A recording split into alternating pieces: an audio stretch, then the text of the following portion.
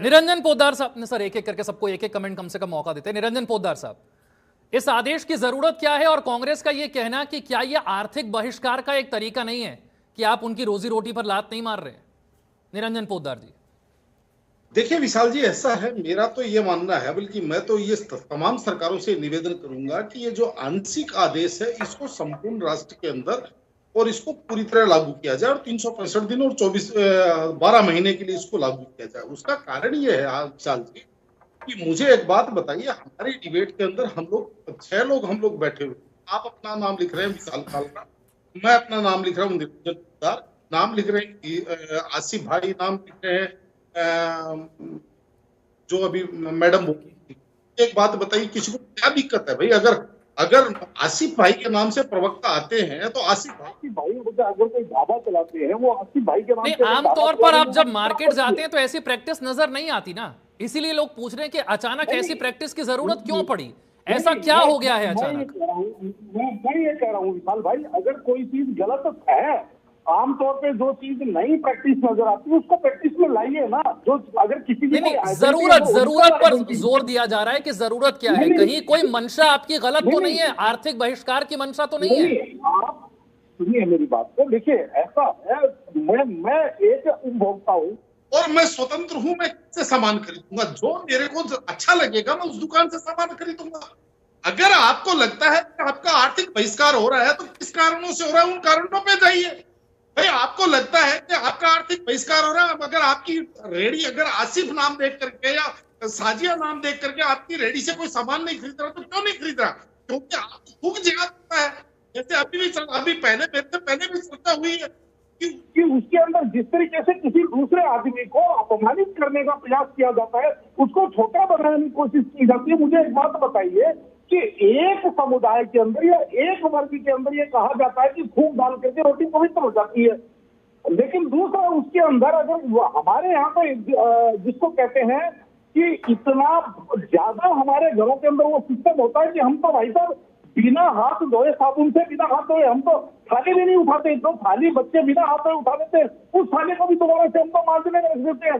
तो कहने का तात्पर्य ये है कि एक जगह 5 लोग 10 लोग बैठ करके एक बर्तन में खाने की जिनकी रिवायत हो सकती है।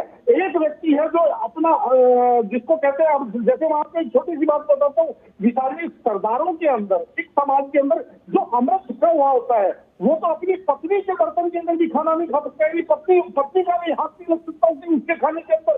यानी कि इतना अगर शुद्धिकरण या जिसको कहते हैं अनुशासन अगर किसी का हो, तो मुझे एक बात बताइए, इसमें जब कहते हैं खाने में सबकी आजादी है भाई, जब ये कहा जाता है कि गोमांस मत खाइए तो कहें तो हमारे खाने में प्रतिबंध लगाएगा क्या? आप अलग अलग धर्मों में अपनाई जा रही प्रैक्टिस को लेकर कह रहे हैं कि इसलिए पता होना जरूरी है। देख कर लेंगे निरंजन पोद्दार, आजी नाज़िम जो कह रहे हैं वो ठीक है ना कि भाई अगर अस्पताल में जाएंगे तो ये देखकर थोड़ी इलाज करवाते हैं कि डॉक्टर कौन है, या खून की जरूरत पड़ेगी तो हिंदू मुसलमान में भेदभाव करके थोड़ी ना खून चढ़ाएंगे। निरंजन पोद्दार जी, सबसे पहले तो मैं थोड़ा सा आपके समाचार आपके दर्शकों के लिए अपडेट कर दूं। जो अभी आदेश जारी हुआ है उस आदेश के अंदर इस चीज का भी विवरण है कि अगर जो ढाबे का मालिक है, जो भी उस जगह का मालिक है, उसका भी नाम लिखा जाएगा और उसके अंदर काम करने वाले लोगों की भी लिस्ट लगाई जाएगी। ये पूरा आदेश है। मैं आपकी खबर को थोड़ा अपडेट कर, यानी कि उस वहां पे खाना कौन बना रहा है उसका भी नाम लिखा होगा और खाना पकड़ा कौन रहा है, यानी कि वेटर होंगे उनका भी नाम लिखा होगा। तो थोड़ा सा अपडेट कर ले आपकी और नाज़िम की। अब मैं आपको एक छोटी सी बात पूछूं, विशाल जी मुझे एक बात बताइए, कोई भी पहचान, कोई भी नाम क्यों छुपाया जाता है? छुपाया तो तभी जाता है ना कि भाई उसको कुछ ना कुछ पंच करना हो, कुछ ना कुछ धोखा देना हो, कुछ ना कुछ षड्यंत्र करना हो, तभी तो कोई अपनी पहचान छुपाएगा। मुझे एक बात बताइए, जिस आदमी के मन में मैल नहीं है, जिस आदमी के मन में पाप नहीं है, वो अपनी पहचान छुपाएगा क्यों? मैं अगर कहीं अपनी पहचान छुपाता हूँ, कहीं ना कहीं वहां पे मुझे किसी ना किसी चीज नहीं निरंजन जी, ये कहा जा रहा है कि ये अननेसेसरी प्रैक्टिस है ना, इससे आप अलगाव पैदा कर रहे हैं, इसकी जरूरत कहां है? ये अननेसेसरी प्रैक्टिस है, ये कहा जा रहा है। निरंजन पोद्दार, कह रहा हूं विशाल जी, हाँ बोलिए। मैं ये कह रहा हूं विशाल जी, जैसे आपके चैनल में आप लोग आते होंगे, चैनल के जितने कर्मचारी हैं उनका सबका आई कार्ड का बैच आपके गले में लगा होगा, तो एक बात बताइए, किसी को उससे क्या परेशानी है?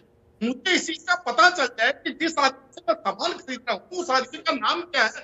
मुझे एक बात बताइए, इसमें धोखा देना भी क्या कानूनी अधिकार है? जैसे हम कुछ भी खाएं हमारा अधिकार है, ठीक है, आप खाइए, लेकिन हम किसको क्या खिलाएं ये भी हमारा अधिकार है। क्या ये कहेंगे आप कि हम हिंदुओं की फोटो लगा करके अगर हम वहां पे कोई मांस परोसते हैं या कोई खराब चीज परोसते हैं, या कई जगह मैं आपको सीधी सी बात बताऊं, बहुत लोग ऐसे हैं जो इतना नेम धर्म होता है। ठीक है निरंजन पोद्दार जी, क्या यही प्रैक्टिसेस हैं कि वजह है या फिर कोई और वजह है? और अगर मुसलमानों के दिल में यह आता है कि हमें टारगेट किया जा रहा है, तो क्या सरकार की कोशिश नहीं होनी चाहिए कि ऐसा कोई रास्ता निकाला जाए जिससे ये ऐसा भी ना, अलगाव वाली फीलिंग भी ना आए इनके अंदर, और जो मैसेज कन्वे करना चाहते हैं वो मैसेज भी कन्वे हो जाए? क्या कोई ऐसा बीच का रास्ता नहीं निकाला जा सकता?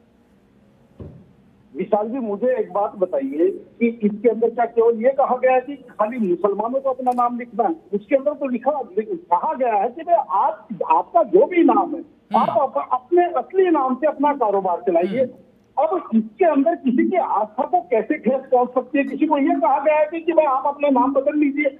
दूसरी बात, मेरे को एक बात बताइए कि अगर कहीं पर भी कोई ट्रांसपेरेंसी बढ़ती है तो ट्रांसपेरेंसी बढ़ाने में आपत्ति क्या है? किसी को क्या दिक्कत है? अगर किसी को दिक्कत तो कोई कहता है अपनी पहचान नहीं बताना चाहता, तो इसका मतलब वो कोई ना कोई धोखा देना चाहता है।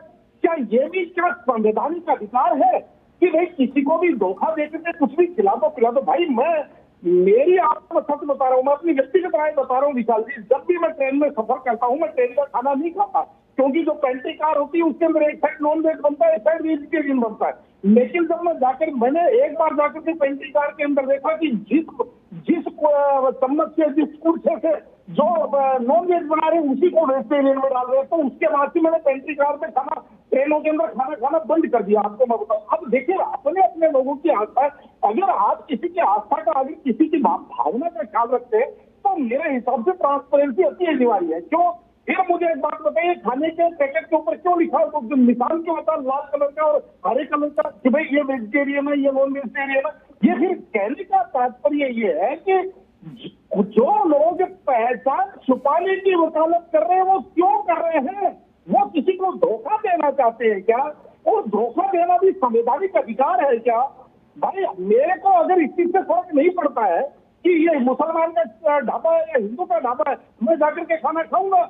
जिसको ऐसा लगता है कि नहीं मुझे मुसलमान के हाथ का नहीं खाना, मेरा धर्म मुझे अलाउ नहीं करता, मेरी संस्कृति मुझे अलाउ नहीं करती, वो नहीं खाएगा। तो अगर उसको धोखे से इस चीज में इसके लिए खिला दिया जा रहा है, नाम छुपाने की खिला दी जा रही है, उसकी आस्था के साथ चोट नहीं पहुंचाई जा रही, उसको बाद में पता चले कि मैंने जिससे खाना खाया वो मैं एक्चुअल में मुझे वहां खाना नहीं खाना चाहिए था, तो क्या उसकी आस्था को चोट नहीं हुई? उसके अंदर आत्मग्लानि नहीं होगी?